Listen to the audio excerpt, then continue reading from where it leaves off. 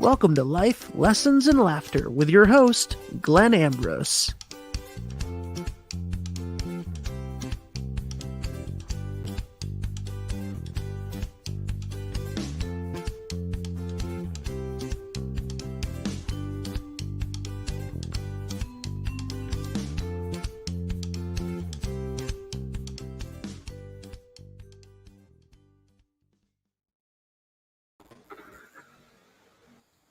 Hello, hello.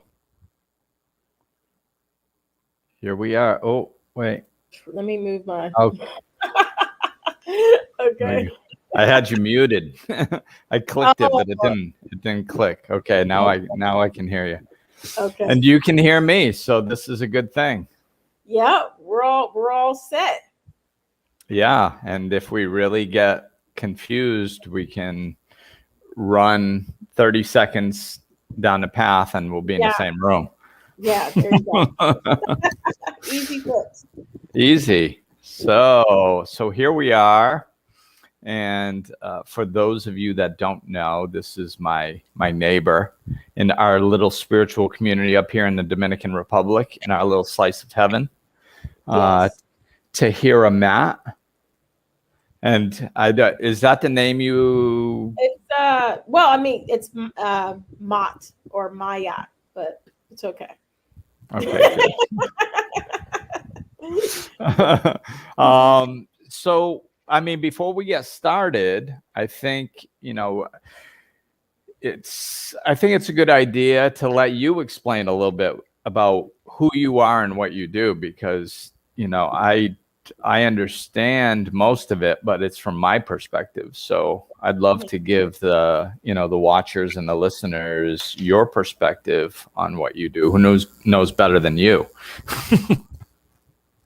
Oh yeah. Well, thank you, and hello everyone. So in a nutshell, I'm a medicine woman and a clinically trained therapist. And what I do is I teach spiritual sovereignty. I help people to come back home to who they are and live in their truth proudly, loudly, and peacefully, all in the name of love, all in the name of loving yourself. So in a nutshell, that's pretty much who I am and what I do. And I enjoy life to the fullest. Glenn knows that. I bust jokes. I don't take it so serious. Me and Glenn, we bust jokes all the time. And live in a peaceful, but yet very mystical life up in the mountains in the Dominican. And I've been here for almost 2 years now. So it's my home. Yeah. And it's, this is, we're sitting around earlier, just kind of tossing a couple ideas around. And sometimes I keep little notes, and I had this email that I took from my friend Pat's, her newsletter. And so as soon as I started reading this, and I'm sure we'll go off on our own version, but it's a unknown quote. It says, "As you are shifting, you will begin to realize that you are not the same person you used to be. The things that you used to tolerate have become intolerable. When once you remained quiet, you are now speaking your truth. When once you battled and argued, you are now choosing to remain silent. You are beginning to understand the value of your voice, and there are some situations that no longer deserve your time, energy, and focus."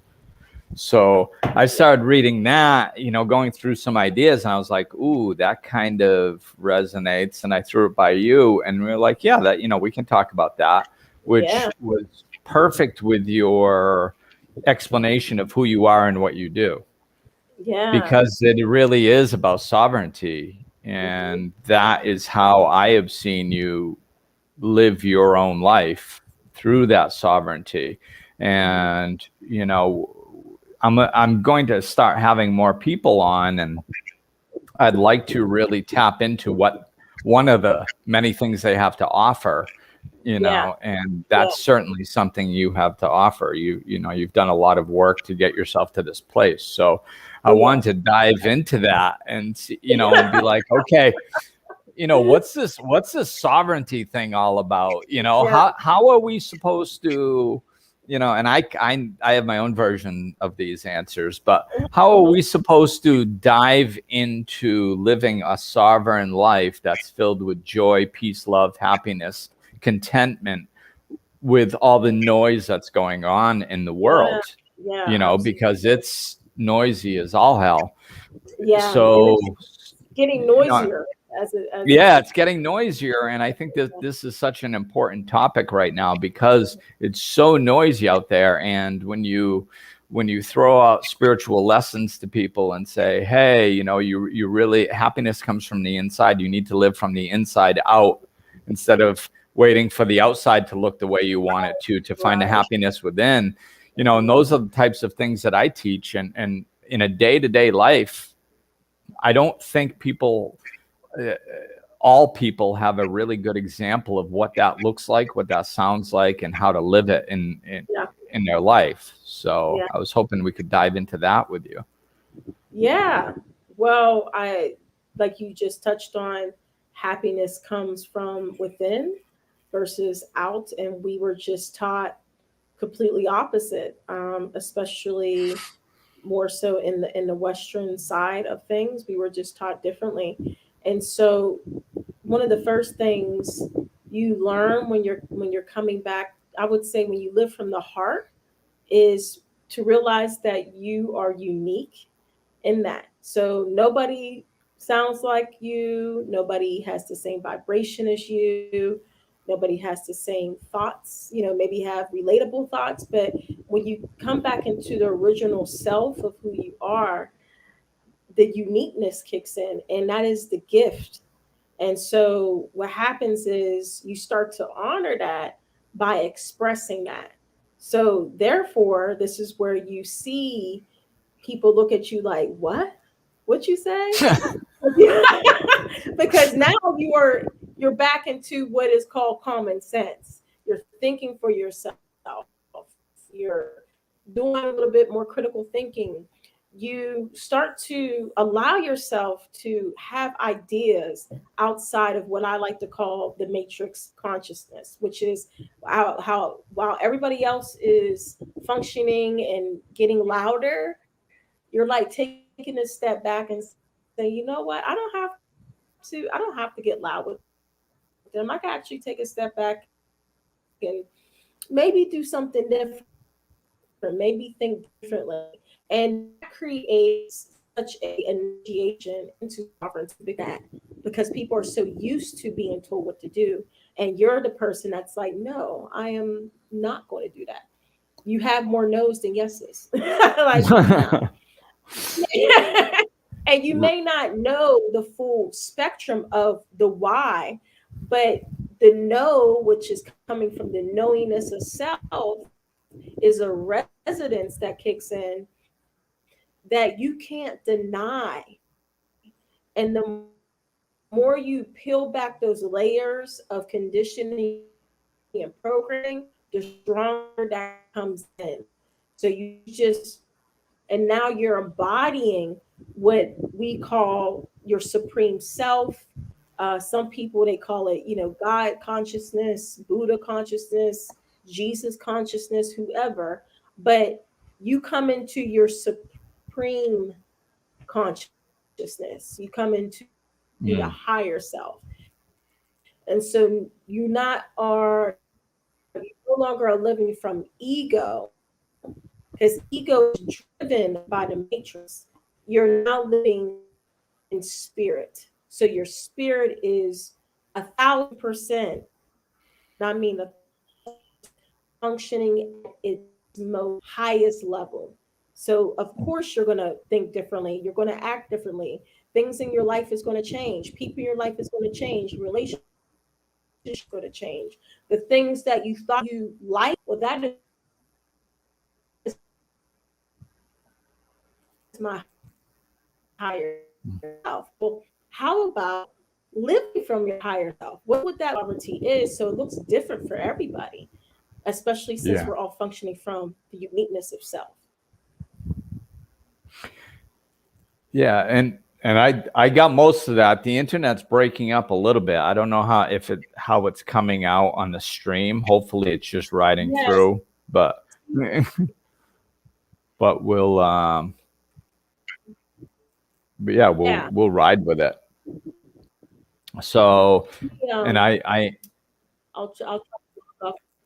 Yeah, I'll log off. Okay. Yeah, and it's, it does look different for everybody. And I think it's, a lot of it is having that courage to stand in it.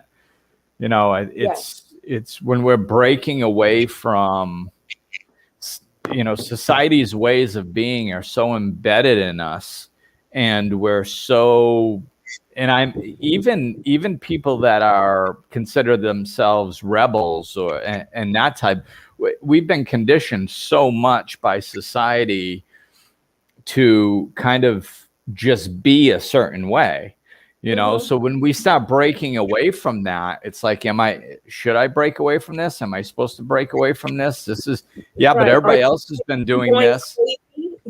Yeah. Am I going? And it's like you mentioned common sense, and like the common sense is what we oftentimes, what we refer to as common sense is a common way of doing things.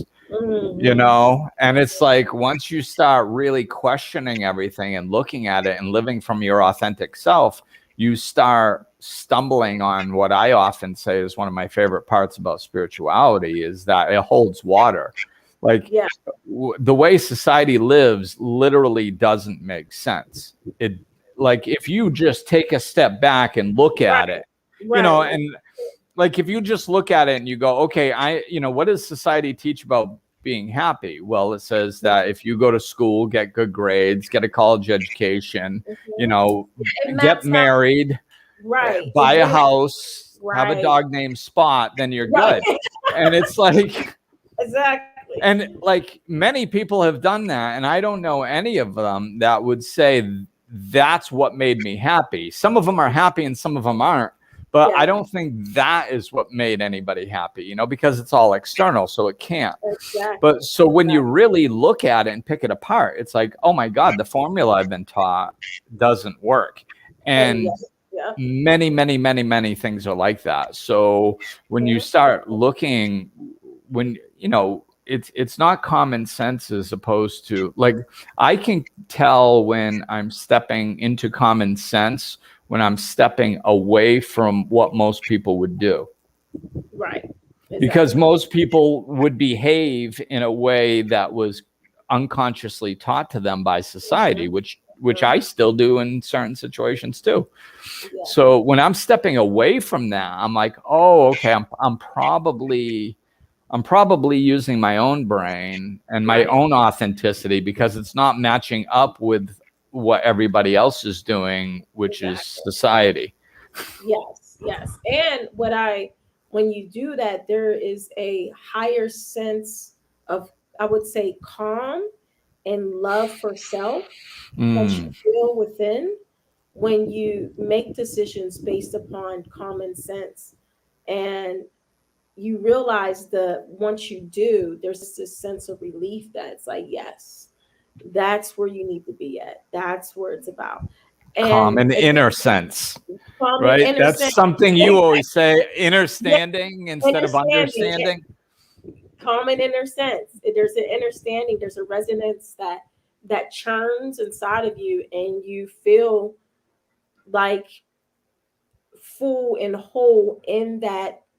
So in that experiment, in that actual situation. So there's no questioning, and and I always tell people, it's not right or wrong. Like, this is not about being perfect. The whole point of sovereignty is understanding ourselves as also what is alchemy, which is alchemists, which means that we are our own mathematicians, like you said, like that formula that the Matrix feeds you. It is a formula because they're using ancient education and ancient technology to program us. So when you come back to sovereignty, you come back to common sense, you realize, oh shit, like I can actually think for myself. I can actually figure out what I want to do with my life. Does it involve me going to school and, like you said, getting a dog named Spot and getting that, house with the picket fence? Nah, there's something else that I'm formulating, something within. And you'll know that when you go through your own individual experiences as to what that is. And that is being an alchemist, which means that you're going to make mistakes along the way. But if you understand like yourself as a scientist, as a person who can formulate and create their life, then you're okay with the mistakes. And you're like, okay, I made that mistake. Now I'm going to go back and I'm going to do it differently. So there's you can own it. Yeah, you can own it. There's no guilt. And, the system plays a lot in guilt and shame. Spirit is not concerned about guilt or shame at all. Spirit is all about love and forward movement.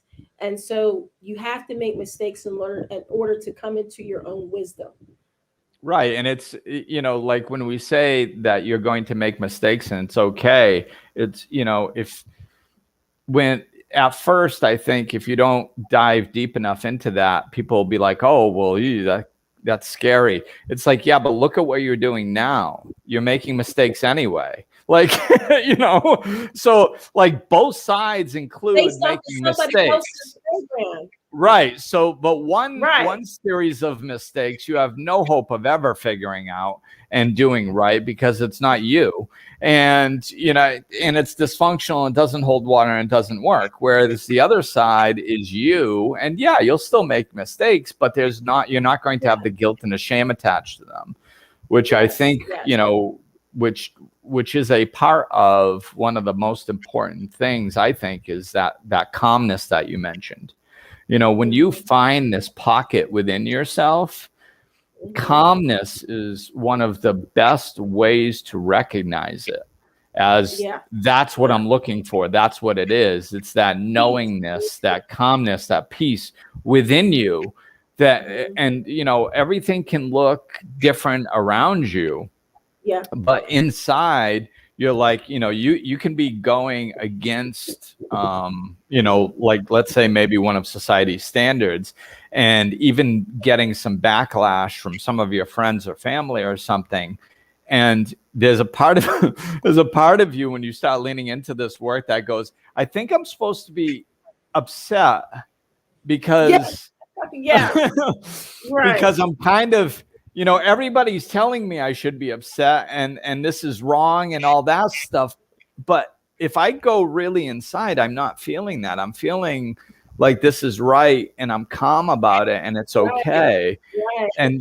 And if we understand that is something to look for, and that's a gigantic clue that you are heading in the right direction, then people can look for it more often. Because a lot of times they won't even recognize it. They'll be like, I'll talk with people that are on this path and they'll be like, yeah, so, I broke away from this and it was kind of weird and I thought I should, but then I didn't. And then I went and I did this and it worked out really good and it was awesome.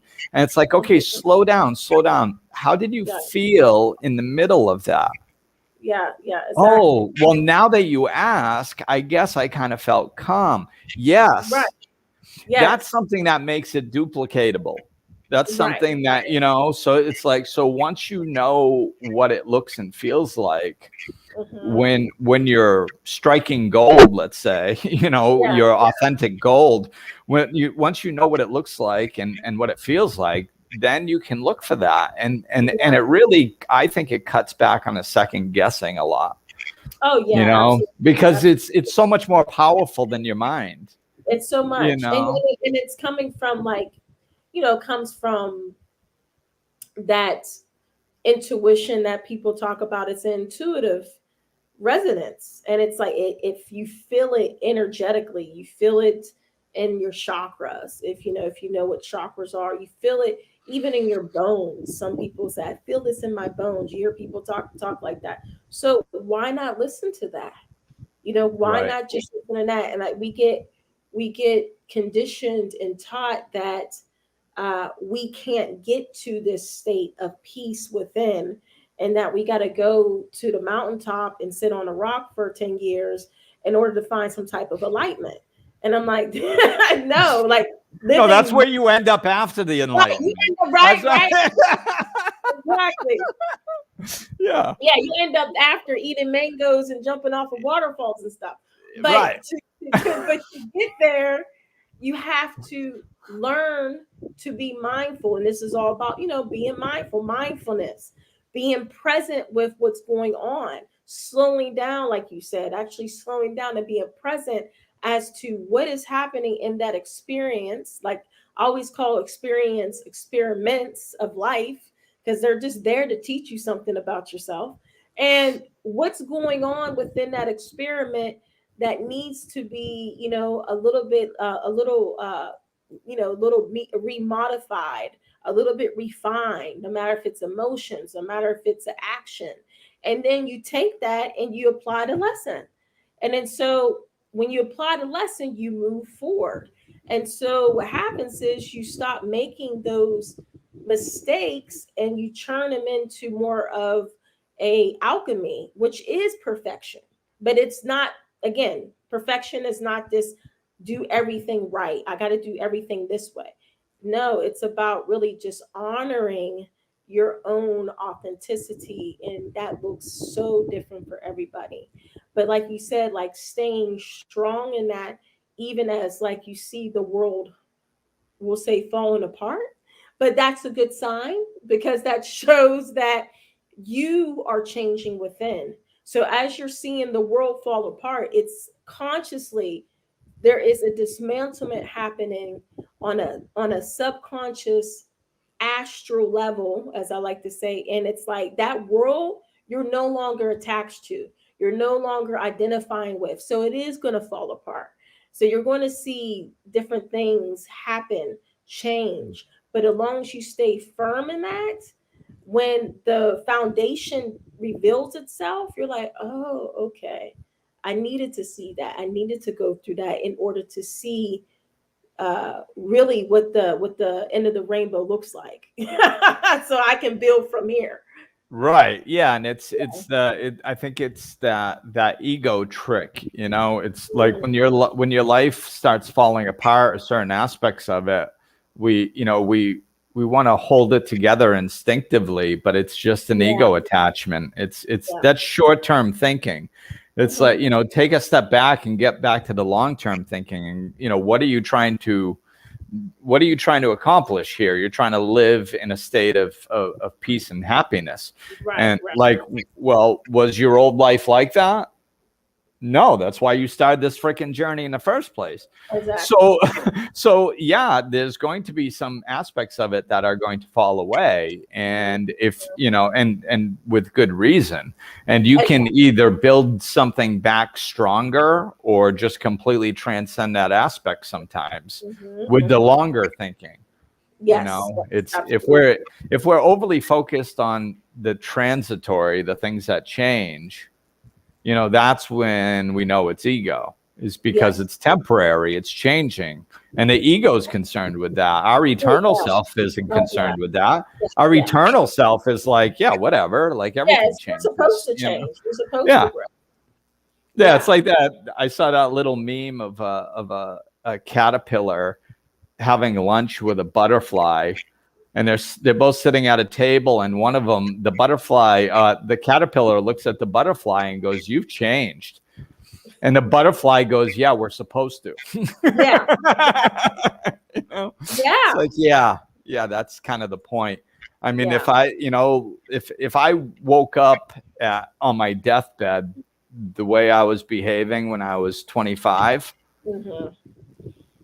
I mean, that's a problem. Right. Yeah. And that's, in our society, they, again, that whole conditioning around change itself and how hard change is. I mean, even the words that they use, it creates more of a inner conflict with the idea of change. And so people stay stuck. People either want it exactly the way it is, or they want to go back. Like you hear some of the the elders talk about, man, I wish we could just go back to the old ways.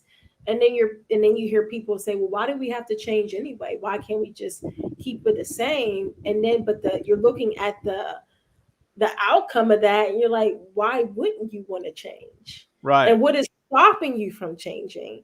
And I think you touched on it earlier in relationship to fear, just around what that may look like, because nobody really can't predict what that outcome would be for a unique being. But it's all about trusting that it will be much better than what you're experiencing in that moment. Yeah.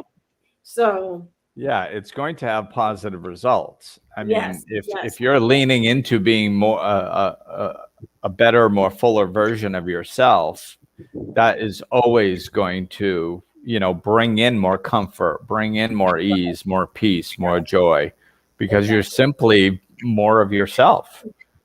So it's, and at the end of the day, it kind of gets easy. It gets much easier. Oh, it gets a lot easier. It gets a lot easier. The flow, the ebb, you learn how to balance in the ebb and the flows of life. And so what you realize is that there's always, you're infinite. I always say, I'm an infinite being. Which means that, yes, this is a temporary situation. And so once I transition out of this, my soul will travel, and it will travel to another space at another time. So that means that I'm infinite. So in regards to that, you learn how to flow in the ebb and the flow of life. And I always say, not take it so serious, because you realize that these experiences are here to teach you something. And I mean, this may go a little, deeper, but it's like we chose to be here. At least I say I chose to be here. I chose to be here living right now in this moment, in this time. That means I have all the right equipment inside self to navigate this. So what am I scared about? Absolutely nothing. Right. And that's it. I think that's one of it might even be our biggest growing edge, is that, we're all seeking a sense of safety. This is why an illusion of control and stability people yearn for and crave so much, and actually believe in illusions of control that aren't even there. It's like I just a little while ago, I was talking with somebody, and I mean, it's just such a good example. I've used this example similarly, but they took it one step further. Like, everybody talks about having a stable job, and I'm always like, there is no such thing as a stable job. But then this person said that they used to have a stable job. And I was like, well, how then apparently it wasn't stable. Like, how could you used to have something that's stable? And right, exactly. If there was such a thing as stable and you had it, then you'd still have it. Right, exactly. So just by that statement proves that there's no such. I think I need to get back to what I lost, because that was stable. Then you wouldn't have lost it if it was stable. That's the definition of stability, right, so right. So it's like, this is, we latch onto these things to try to give ourselves a sense of control, and which is an illusion. Yes. And safety. It's like a false sense of safety. Right. When you are latched on with the illusion of control. Because, and I think that's a gift of COVID, is just oh yeah pulling the rug out on a whole bunch of people that thought that they had a safe life. Exactly. And you don't. And it's not because you're being punished, it's because there's no such thing as safety in that way. And yes. And it's like you said, safety, stability, and freedom. Those are the three that people are starting to see. Do we really have freedom?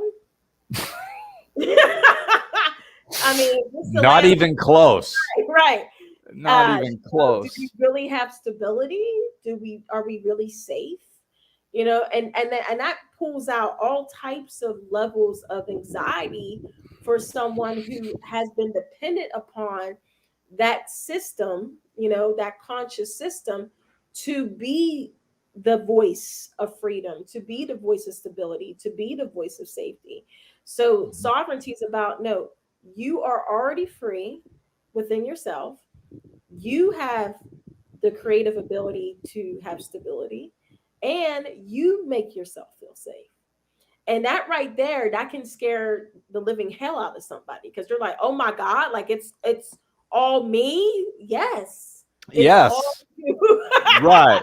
Right. Yeah, And it's two sides to that coin. It's like sometimes that's scary and tough to swallow at first, because you're like, oh my God, I'm responsible for everything. Yeah. It's like, well, yeah. And like, well, then I can't blame anybody, or I can't I think I want to blame people. But then you go, yeah, but what do you get? You don't get stability if you can blame other people. No. If you swallow that pill and you get the other side of it along with it, and that is empowerment, which is when you claim responsibility for everything, then what you get out of that is empowerment to design your own life. Exactly. And that's like what's more than that. And we can find the safety in the eternal realm, in the never changing reality. There is safety. In the ever changing reality, there is no safety. So if we anchor into the eternal safety, and then we start interacting with life more like we're in a movie theater. Yes. So being a stage, literally. And which character do you want to play?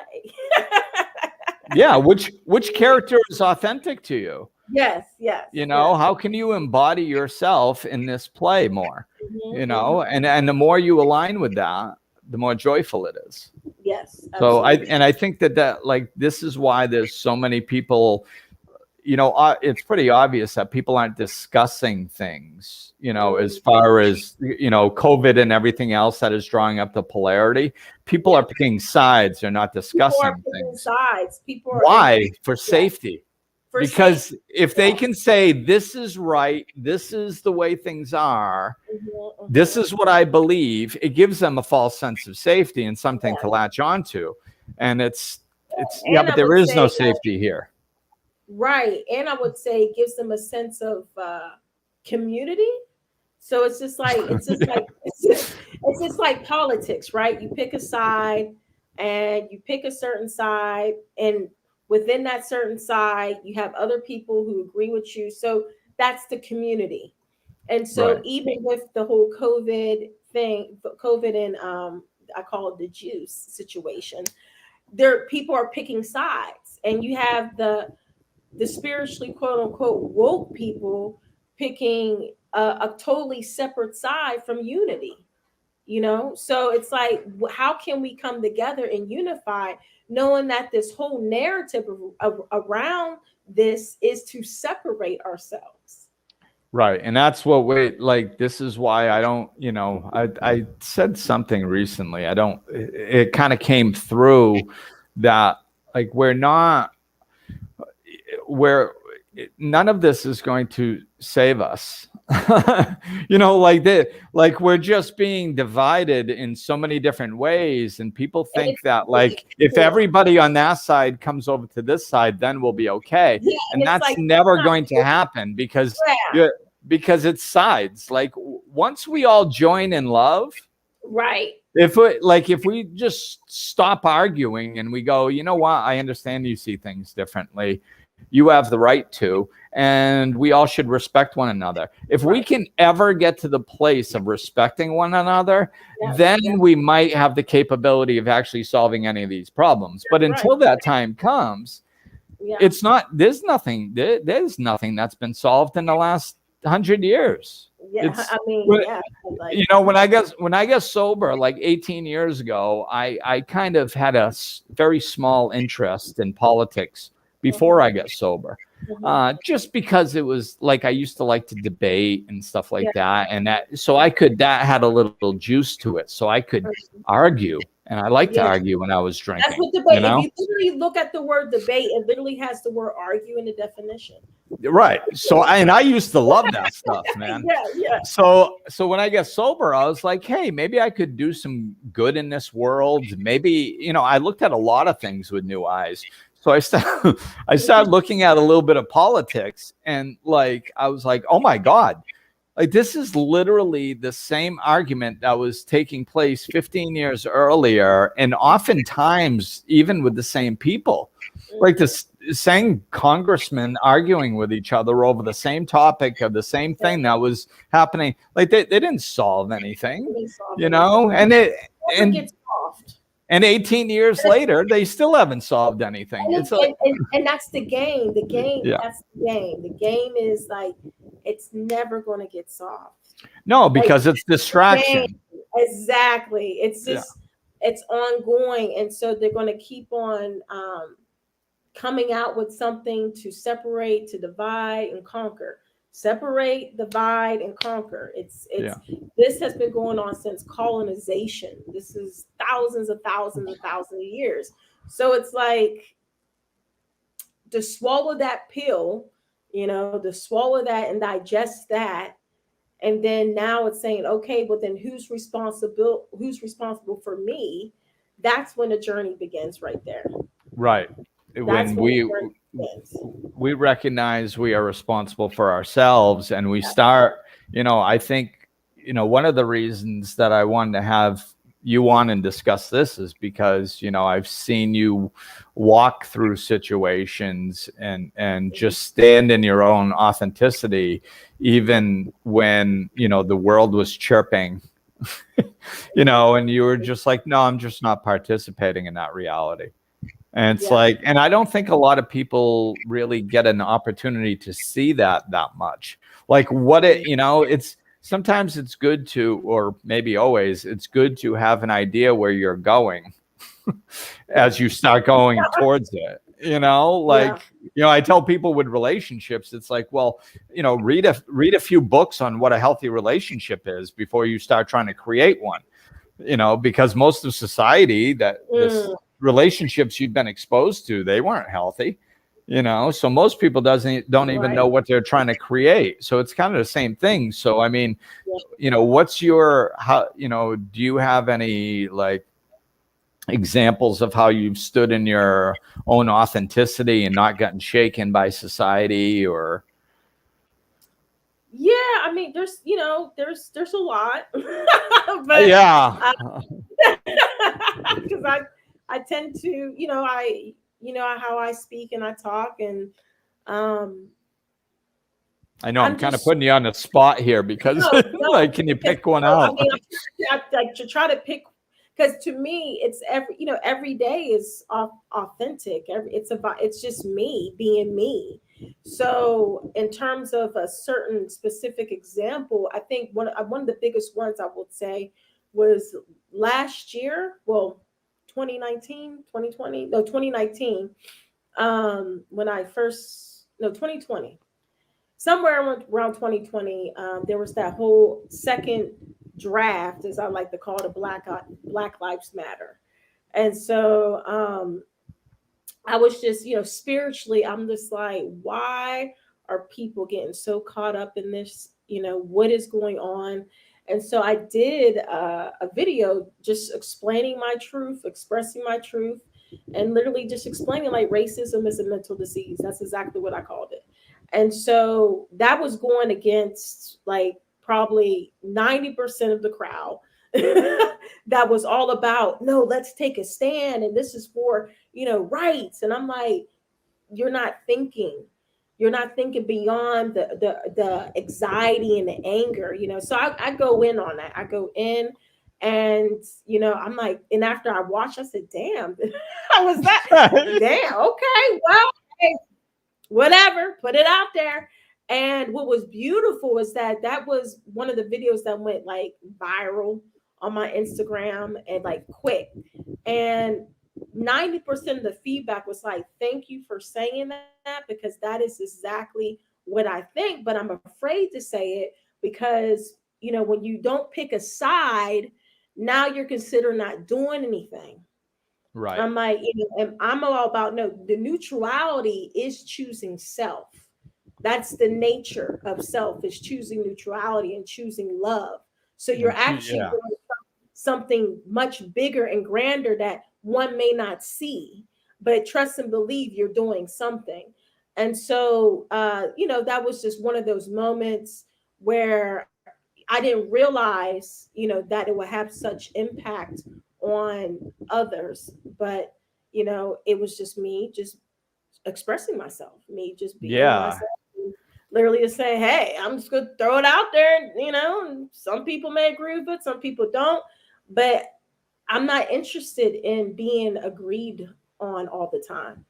Like, that would be boring as hell to me. Like, like, let's have some different perspectives. So that way, like you said, we could come together as one and formulate. This is how tribes grew. This is how real indigenous communities grown, was to know that not everybody has the same gifts, and not everybody's going to think the same. So let's all come together. But the first thing is that you must be together within self. You must have community inside self, because when you say things like that and you say them so boldly and expressively, there will be, those people that's going to try to come at you.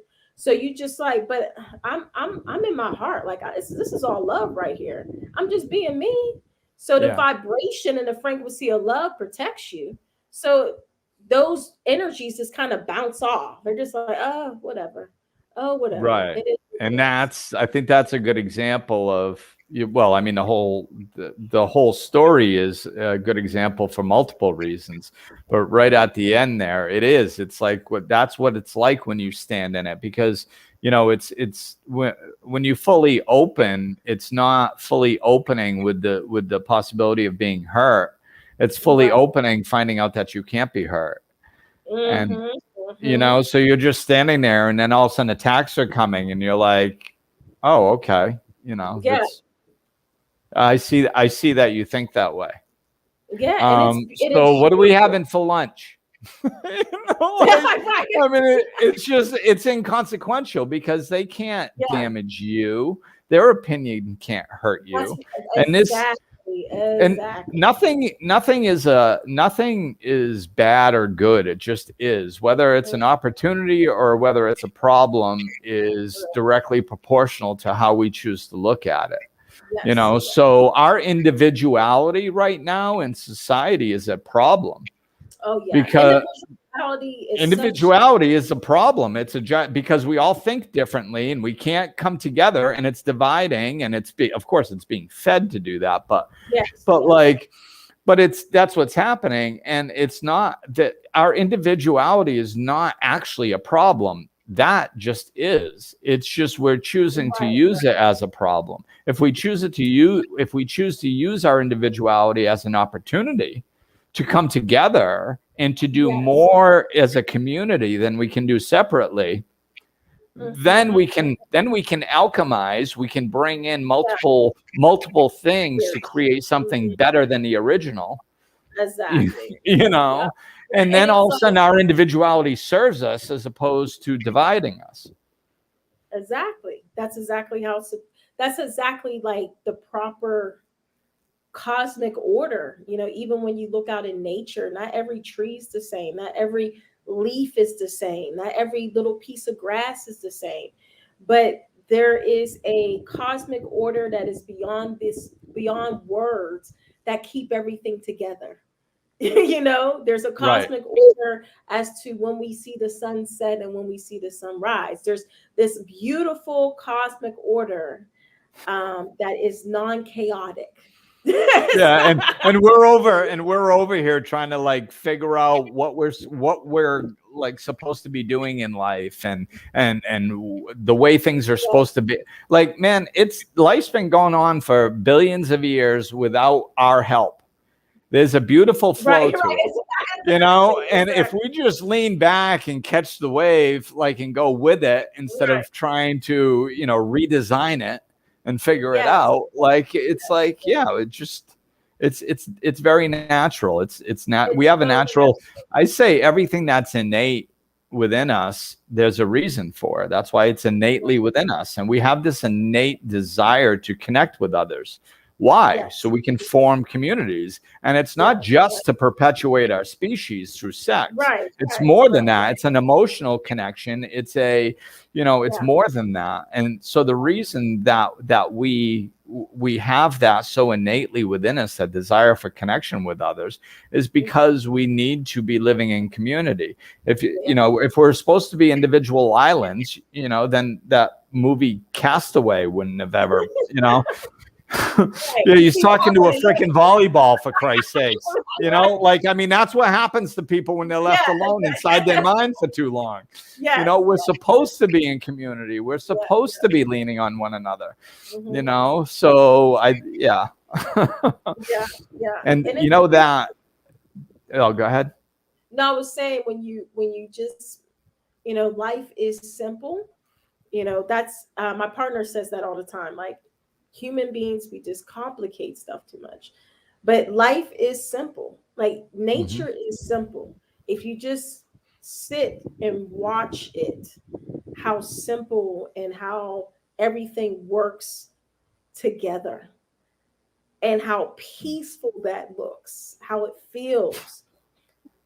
Like, that's it. Nature is a sheer reflection of our technology and our coding. And nature can be boisterous. Nature can set it off.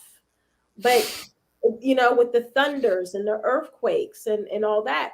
But it's a cleansing. It's a purification. It's not something to be afraid of. And that's what we do. We have to cleanse ourselves. We have to purify ourselves. We have to repair ourselves. I just love nature so much because, like, it's constantly just reminding you, you're me and I'm you.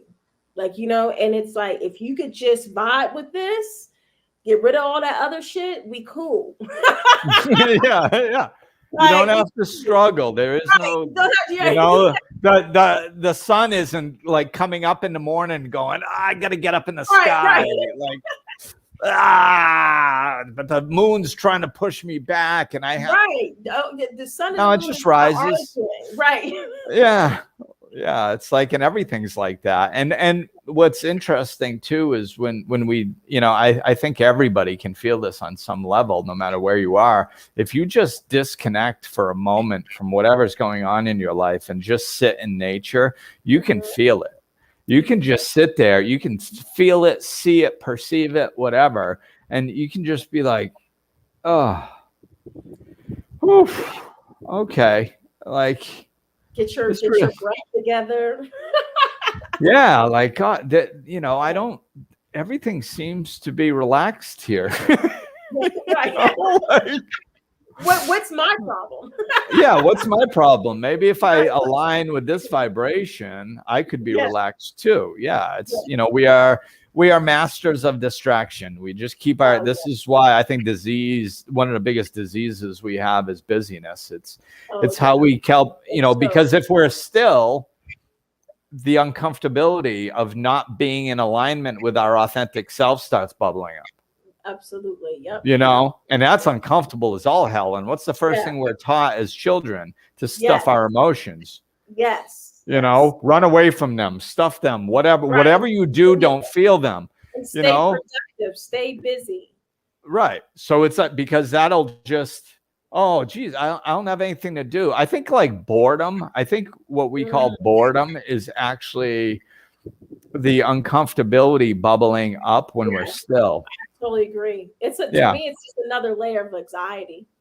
Yeah. So it's restlessness, instead of opening to what's causing that, yes, we go, I'm bored, I have to go do something and stay busy. So I don't actually feel what's going on inside of me. And this is, again, another gift of COVID. It made people stop and be still more than they ever have. A lot of people lost their jobs and were stuck in their houses. And it's like,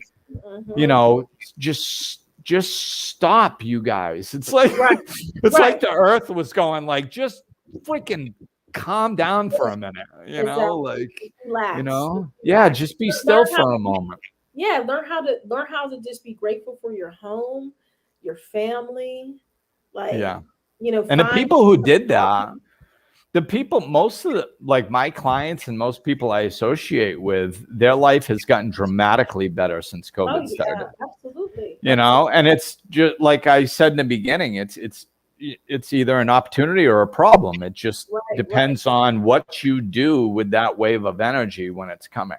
Mm-hmm. That's it. Yeah. It's a choice. It's a choice. It's like everything else.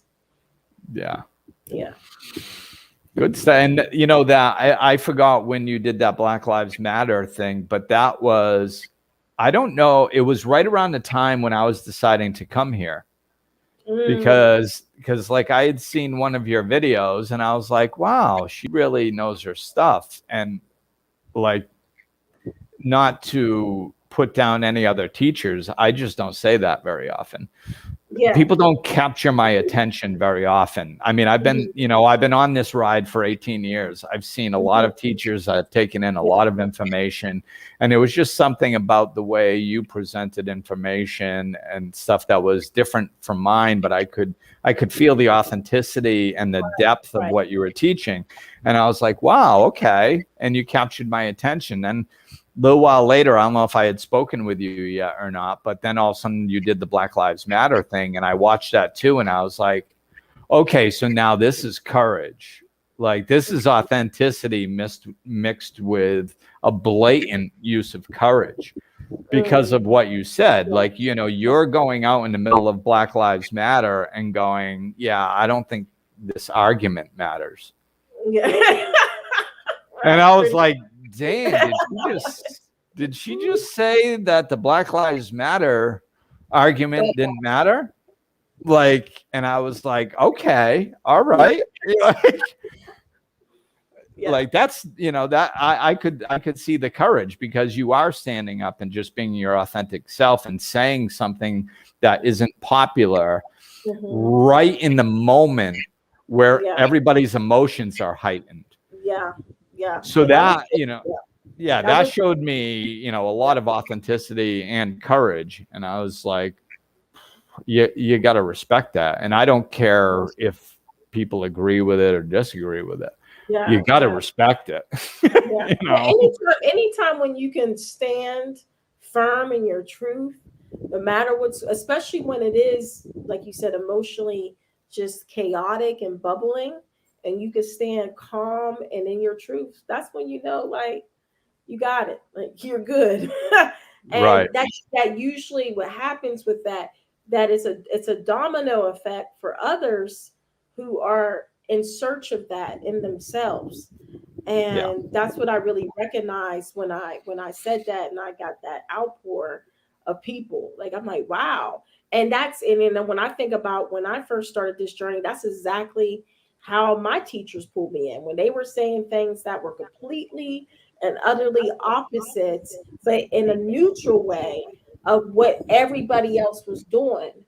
And they said it so boldly and so confidently. And I'm like, I can dig. I like that, you know, and it's like, I want that. Right. You know? Yeah, that deep, authentic, and that's really the only place you can get that level of confidence, is when you are in 100% alignment with who you are. Like, because, like, you know, what people usually perceive as confidence is actually the opposite. Yeah, and it's, you know, people overcompensating because they don't feel good about themselves. A lot of those are the most boisterous ones that are acting super confident and stuff. But those ones that just stand in it, man, and just, you know, it's like, yes, that calm confidence, and it doesn't matter if people are going. I remember when I was going to AA meetings when Mateo was little. One day we're driving somewhere past the AA meeting we used to go to. And he goes, oh yeah, I was driving by here with some of my friend's family. And I said, yeah, me and my dad go there on Friday nights. And they're like, oh, why do you go there? And he said, oh, because my dad's an alcoholic.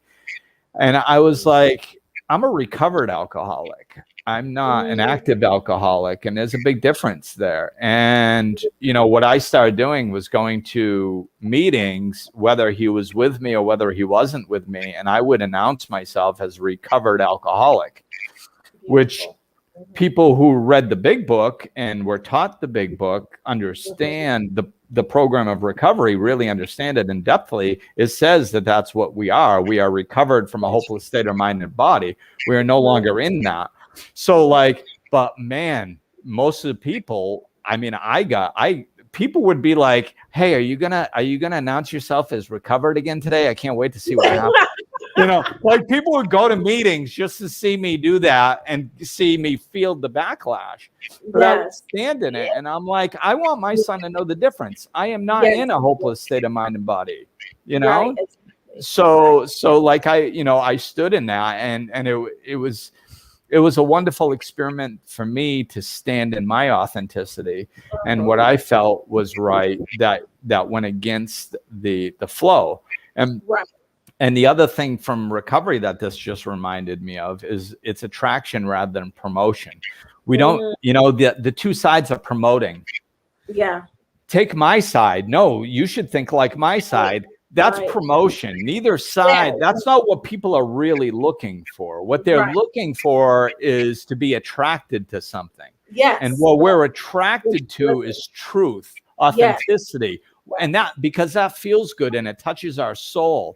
That's what people are yearning for. That's what we really want. That's what people yearn for. And I said this, one of my first teachers, I mean, again, just, going through that space and coming into your own and, listening to him. Like, I'm like, at this point, this brother could talk about chicken for an hour and I'll be like, because I mean, it doesn't matter at that point what he was saying, because I know that it was authentic. I know it was coming from his soul. It was heartfelt. And I'm like, that's where it's at. That's where it's at. And that's what is attracted to others. When we think about our favorite musicians, our favorite artists, there is a soul connection there. There's a resonance inside that you can connect to, that you can relate to. So it's the same thing when somebody's vibe is actually vibrating from that, like infinitely. You feel that resonance. You feel that authenticity. Yeah, and you can be sitting there going, and and you go, oh, I completely disagree with what they said, and I don't care. Like they have the right to that opinion. It's not being. You can feel that it's not being pushed on you, and there's no pressure to agree with it. And you can sit there and you can go, wow, 75% of what they said, I completely loved and was on point with. 25% I didn't, and I don't care. And I don't even remember what that 25% was because it's inconsequential. Like, who cares? Boy, I really love. And that's how we're naturally supposed to connect and get along with one another. We've just been away from that for so long that we forgot what it even looks like.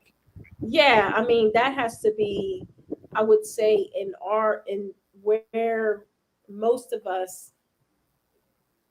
are, that come from the matrix, that come from that upbringing. Like, it's like we have to remember that. We have to remember that is the natural way of doing things.